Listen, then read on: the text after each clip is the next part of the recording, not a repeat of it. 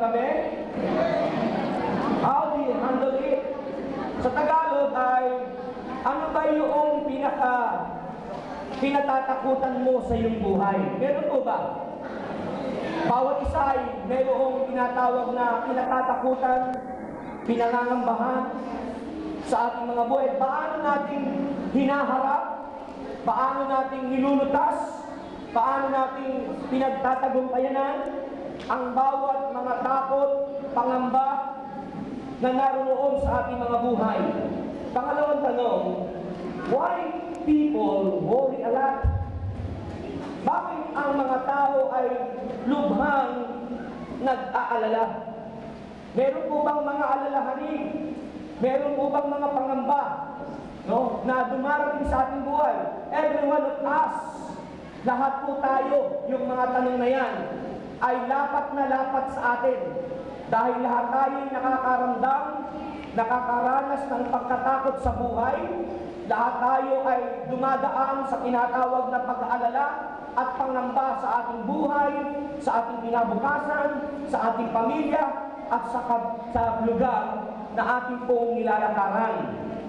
At pangatlong tanong, do you see terrible things around you? Nakikita po ba natin yung mga bagay na mga terrible sa ating kapaligiran o sa iyong paligid? Sa iyong bang pananaw, sa iyong pamumuhay, nakakaranas ka ng mga terribling mga bagay, mga pangyayari, o yung sa salitang English ay mga event na nangyayari sa ating mga buhay, at paano tayo nakapag-iisip na tayo ba ay maililigtas mula sa mga terrible at mga pagsubok at kahirapan na ating pinagdadaanan. Lahat po tayo ay hindi exempted diyan po sa mga tanong na yan. Subalit ang Diyos ho ay nagbigay ng panuntunan at ng kanyang salita upang ang lahat ng ito ay ating napagtagumpayanan, ang lahat ng ito ay hindi makaapekto sa ating buhay, kundi ang lahat ng ito ay ating mapagtagumpayanan. Yan po yung sinasabi sa aklat ng Pilipos, Philippians chapter 4, verse 6 to 7. Ito po ang paalala ni Jesus sa ating mga buhay. Kung tayo nakakaranas ng tinatawag na pagkatakot, nakakaranas ka ng pag-aalala, o ng mga terribling pangyayari sa iyong buhay, ang sabi ni Jesus, be anxious for nothing, but in everything by prayer and supplication, with thanksgiving, let your requests be made known unto God.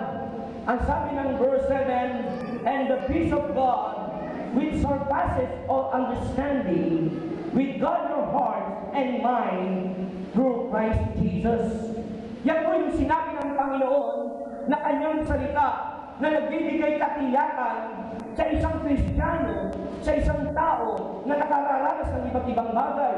Ang sabi diyan, huwag kang mabalisa, huwag kayong mabalisa tungkol sa anumang bagay, sa halip ay hiningi sa Diyos ang lahat ng inyong kailangan sa pamamagitan ng panalangin, may pasasalamat. At kapag ginawa natin na tayo ay hindi nabalisa, hindi nag-alala, bagkos tayong lahat ay lumapit sa Diyos ng may pasasalamat sa pamamagitan ng pananalangin. Ang sabi ng verse 7, sa gayon, ang hindi malirip, the unspeakable, na kapayapaan ng Diyos ay ibibigay niya sa inyong mga buhay na siyang nag-iingat sa inyong puso at pag-iisip. Amen? So kung nakakaranas ka ng iba't ibang mga sitwasyon at kalalagayan sa iyong buhay, ang paalala ni Jesus, do not worry. Huwag kang mag-alala. Huwag kang mangamba. Huwag kang mabalisa. Huwag kang matakot. Sa halip ay manalangin ka ng mayroong pagsusumamo, may pagsasalamat sa ating Panginoon. At sa gayon, ang kapayapaan, ang kabutihan, ang kadakilaan ng Diyos, ang mag-iingat sa iyong puso't buhay. At ang kapayapaan niya ay bibigay niya sa bawat isa sa atin. Amen? Palakpakan niya po natin ang ating Diyos na dakila. Hallelujah! Kaya ang ating pag-aaralan ngayon ay pinamagatan po natin building a strong prayer life. Everybody say, building a strong prayer life.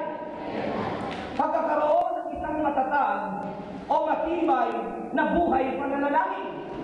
Sapagkat ito yung itinuro doon sa talata na ibinigay ni Jesus sa aklat ng Philippians, na sabi niya, upang ang kapayapaan ng Diyos mag-iingat sa inyong puso at pag-iisip, mapagtagumpayan ninyo ang lahat ng iyan, kinakailangan ay lumapit tayo sa Diyos nang may pagsusumamo, pagpapasalamat, sa gayon, mararanasan mo yung kamay ng Diyos sa ating buhay. Kaya mahalaga yung pagiging matatag, matibay, na buhay pananalangin o pagtawag ng tao sa harapan ng Diyos. Sapagkat ang pagtawag sa Diyos ay pagpapakita ng pagtitiwala sa Kanya. Ang pagtawag sa Diyos ay pagbibigay ng pagkakataon na ang Diyos ay gumawa sa iyong buhay. Ang pananalangin ay pagbubukas ng 100 upang ang Diyos ay lubusang kumilos at makialam sa buhay ng sino mang nananalangin at tumatawag sa Kanya. Prayer is simply us talking to God. Yet, despite its simplicity, people still find it hard to pray. Yung daw tinatawag na pananalangin ay napakasimple na ipinalawanag ito na pagkikipag-usap sa Diyos. Sabihin nga natin lahat, ang pananalangin ay pagkikipag-usap sa Diyos. Pero in spite of this, there are so many people still find it hard to pray. Kahit na yung salitang pananalangin ay pakikipag-usap sa Diyos, pakikipagtalastasan, pagsasabi ng iyong nararamdaman, ng iyong pinagdadaanan, subalit sa kabila ng ito, marami pa rin mga tao na hihirapang gawin ang salitang pagtawag at pananalangin sa Kanya. Are you with me? Are you with me? Marami mong ganyan na nangyayari.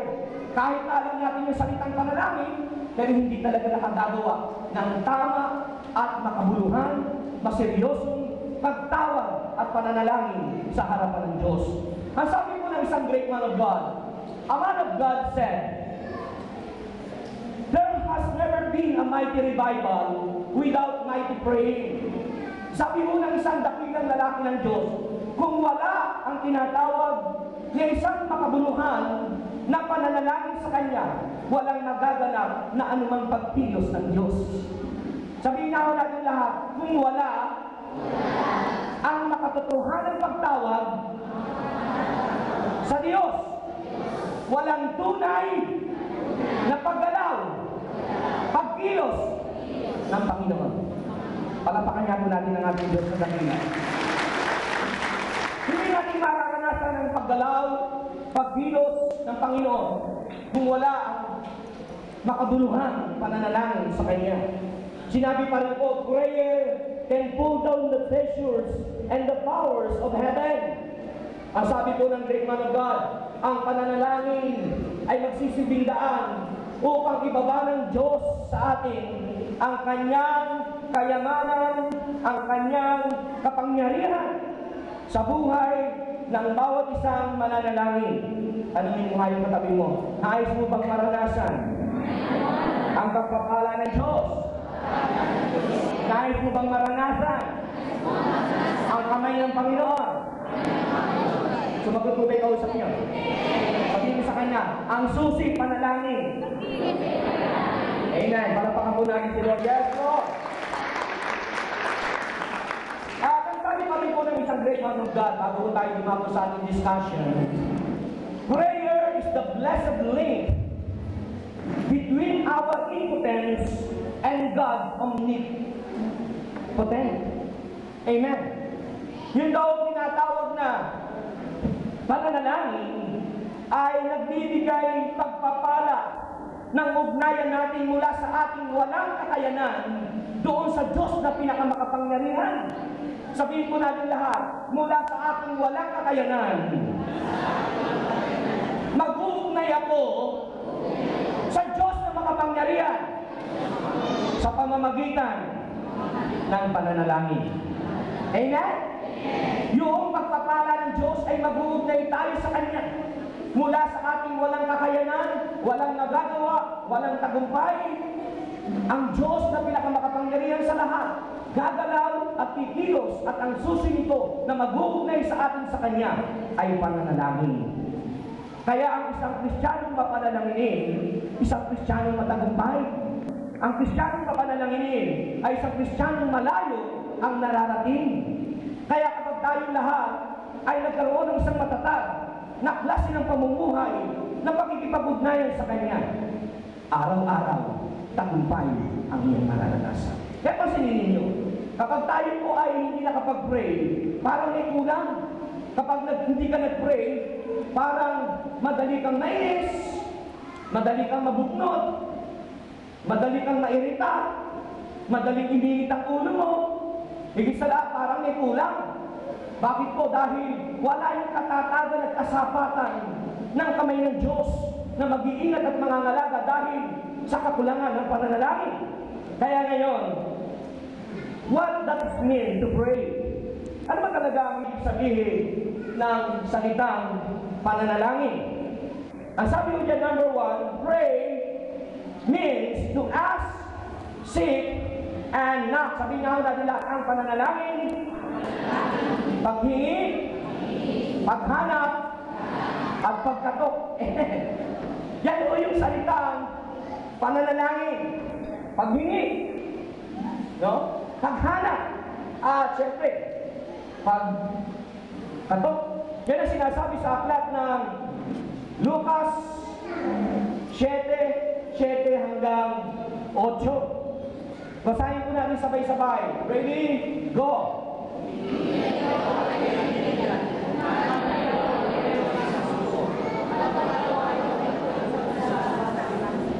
Sapagkat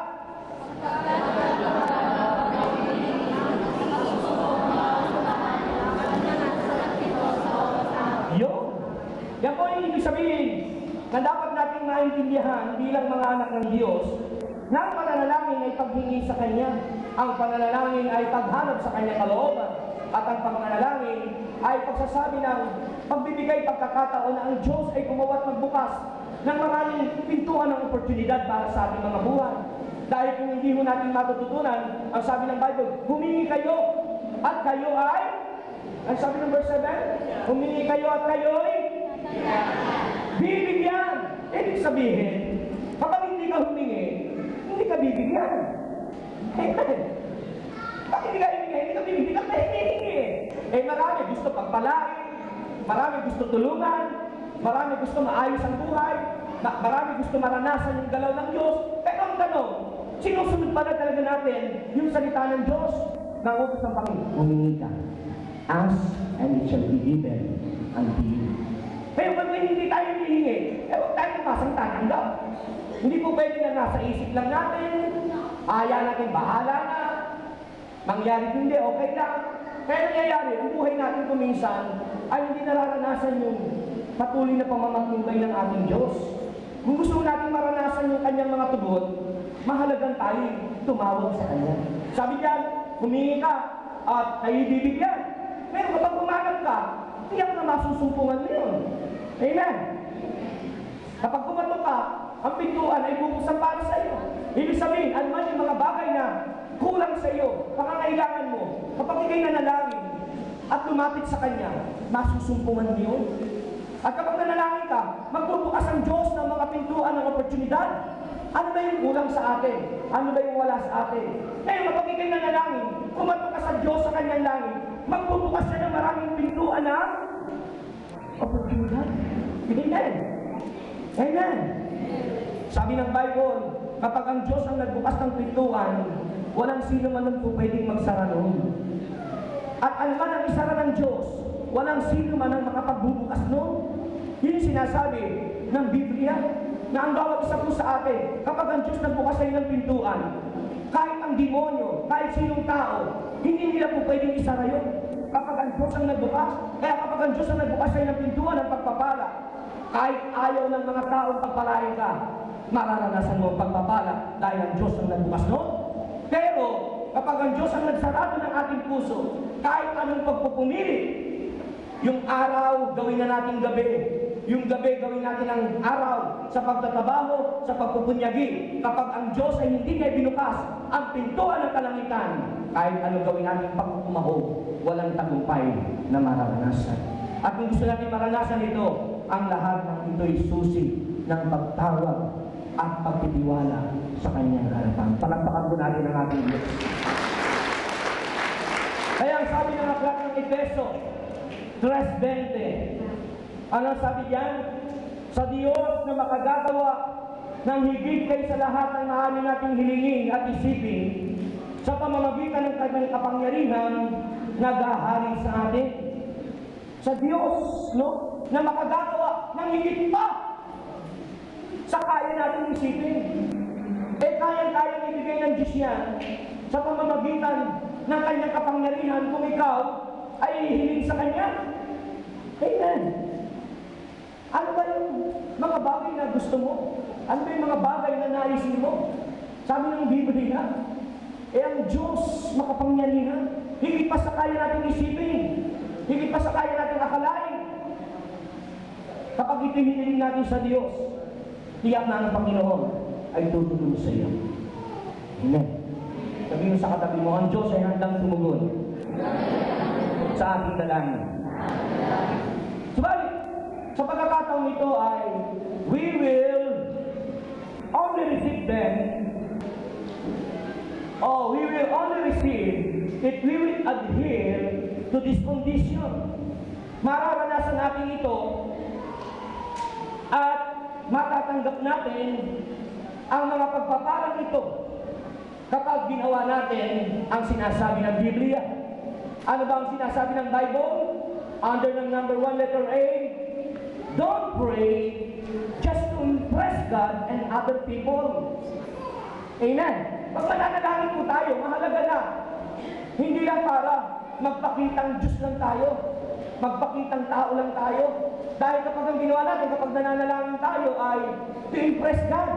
Para lang magpakita tayo sa Diyos, para lang sabihin, Lord, sanay po ako mag-pray. Lord, tignan po ninyo ako, nananalangin ako, hindi ako kagaya ng iba. At kapag tayo nananalangin para sabihin lang at ipamaralita sa maraming tao na tayo'y nananalangin at maka-Diyos at nililyoso, hindi po malulugod ang Diyos. Mahalaga na nagpe-pray tayo dahil mahal natin ang Diyos. Amen?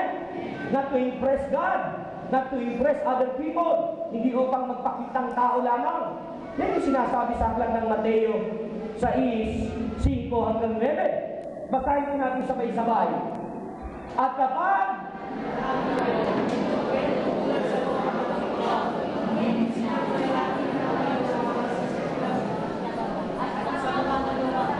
upang makita ng mga tao, sinasabi ko sa inyo, tinanggap na nila ang kanilang gantimpala. Verses, ngunit kapag mananalangin ka, pumasok ka sa iyong silid at isara mo ang iyong pinto, saka ka manalangin sa iyong amang hindi mo nakikita at gagantihan ka ng iyong amang nakakakita ng kabutihang ginagawa mo ng lihim. Verse 7, sa pananalangin ninyo'y huwag kayong gagamit ng napakaraming salita gaya ng ginagawa ng mga hindi. Ang akala nila ay pakikinggan sila ng Diyos dahil sa dami ng kanilang salita.